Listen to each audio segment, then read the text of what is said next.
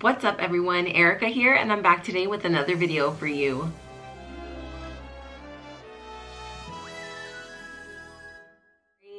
I am very excited to be sharing with you all how I created these pair of Lion King inspired ears for my friend Toni over at Finding Disney.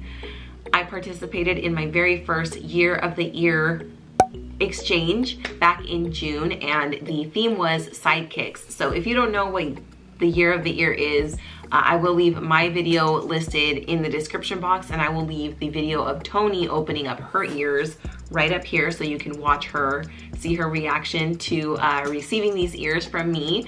I have shared just a few ear tutorials in the past, and I'm excited to share these with you as well. I tried a little bit of like a different technique this time around, so I'm so happy to kind of share that with you. So if you're interested in making your own pair of Lion King inspired ears or Timon and Pumbaa themed ears, then without further ado, let's get on into the video.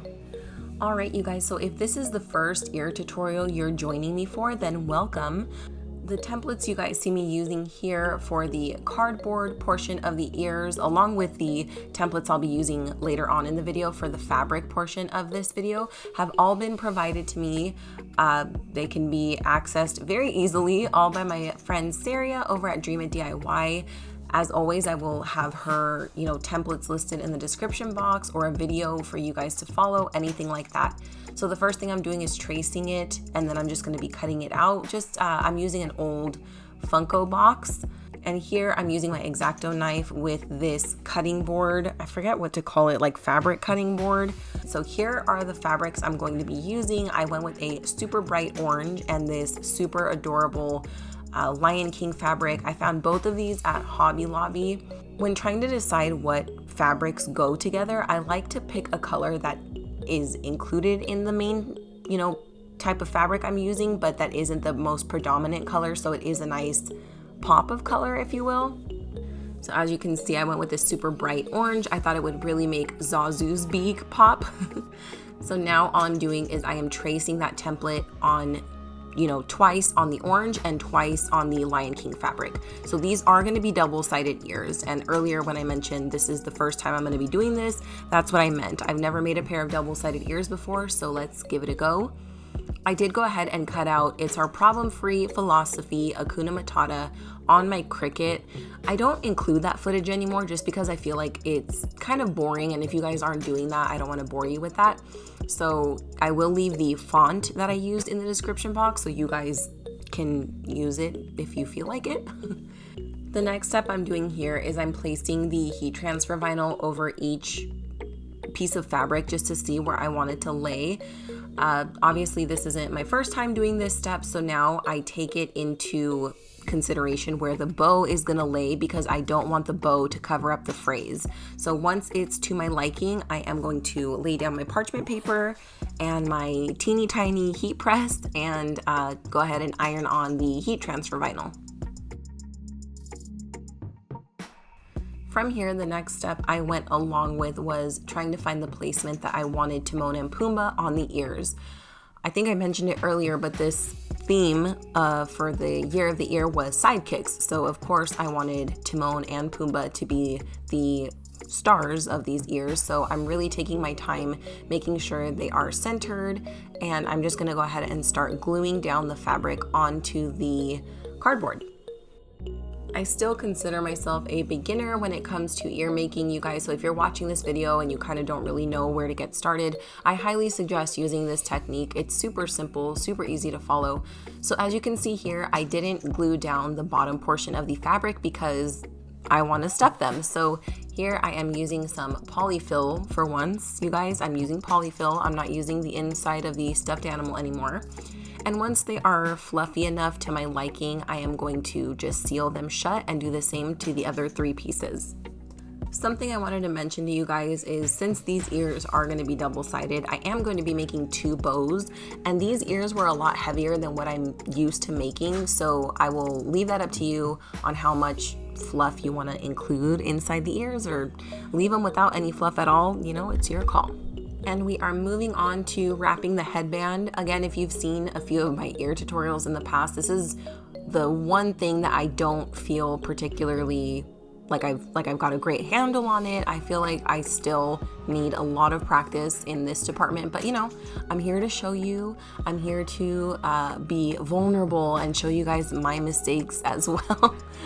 So here I'm cutting just a piece of fabric that wraps around the headband. As you guys have seen in the past, I'm using a piece of double-sided tape on the top of the headband, and it just allows the fabric to be centered to it so easily. I like this a lot better than applying hot glue to the top of the headband. Here I'm cutting off the excess pieces of fabric towards the bottom of the headband. This is what I'm saying. I feel like a lot of people are so much better at this and they follow templates and things like that. But here I am wasting fabric, giving myself a headache. From there, I'm just gonna go around and lay some hot glue down the center of the headband and lay the fabric over top. And if it looks sloppy in the center, don't worry about it. We will be adding a beaded trim right down the center to cover that up and to make sure the headband is nice and secure.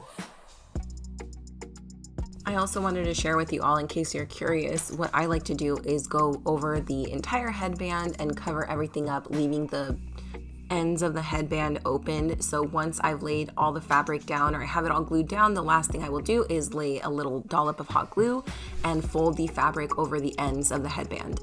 And like I said, here we are laying down that braided trim, so you cannot see that mess of the fabric being glued down the center. After that, the next step is to go ahead and apply a generous amount of hot glue to each side of your ears. So as I said, we're doing double-sided ears, so I'm taking one of the orange fabric ears and then one of the Lion King fabric ears. Again, apply a generous amount of hot glue, but nothing crazy. We don't want it seeping out of the sides. Now that the two pieces for one ear are sandwiched together, you guys will see me applying a line of hot glue, and that is to apply this trim. Now, I found this trim at Hobby Lobby, and I will tell you guys, adding trim to my ears is something that I've really been enjoying. I love the added texture, the different colors, and I think it, disguises the little seam in between the ears so well. This fabric was a little bit thinner than what I'm used to, so I was really burning myself trying to put the hot glue right in between. So I am using a bobby pin to push the trim in between the ears, and it worked out perfectly. So there's one. I'm going to go ahead and do the same thing to the other pair. Now that we have all of the pieces for the ears, we are moving on to both bows. So for the fabric bow, I am using 6 inches by 7 inches, and I'm going to be doing the same thing for the orange fabric and the Lion King fabric. And to make the bow a little fluffier, you're also going to need 2 pieces of felt. And I don't usually measure this, I kind of eyeball it, but I did do the legwork just so you guys had the measurements. It's going to be 6 by 5 for the piece of felt. What I normally do is I just cut the felt just to be a little smaller than the piece of fabric, just so it's not showing. And from there, we are moving on to assemble the bows. With the piece of felt nice and centered on the back of the fabric, I am going to first lay a thin line of hot glue and fold one edge of the fabric down. I'm going to do the same thing on the opposite side, and then I will do the other 2 sides as well. I like working this way. I do these 2 first, then the other 2, and then from here you will also see me fold down the sides because they're starting to lift a little bit on the corners. So I just add a teeny amount of hot glue and just fold in the corners. And once I've done that for both, the next thing I'm going to do is apply one line of hot glue and fold them over, I believe is it hot dog style. Do the same thing with the opposite side. And then I'm going to create a seam and just seal the sides shut as well. So here you see me applying a thin line of hot glue and just pressing that together for a good amount of time until the glue dries and it creates a fake little seam. I'm also taking a strip of the opposite fabric to wrap the little center of the bow. I hope that makes sense. So for the Lion King fabric bow, I'm going to do a little strip of orange fabric and vice versa with the orange bow. To actually build the bow, of course, you're going to fold it in half, add a dollop of hot glue, and then add 2 to the back.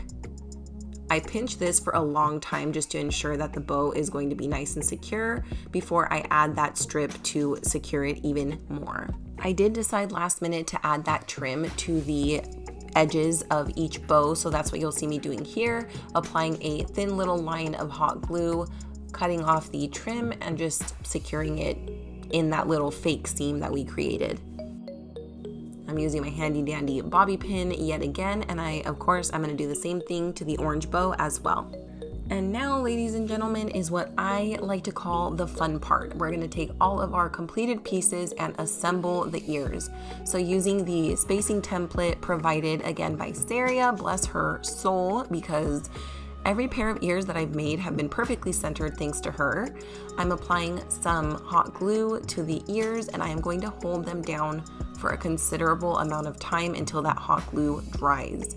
Since we are doing a double bow this time around, I really wanted to make sure that they were nice and secure. So first, of course, I will apply a little dollop and secure it to the headband. I'm holding it down again until it's nice and hard on there.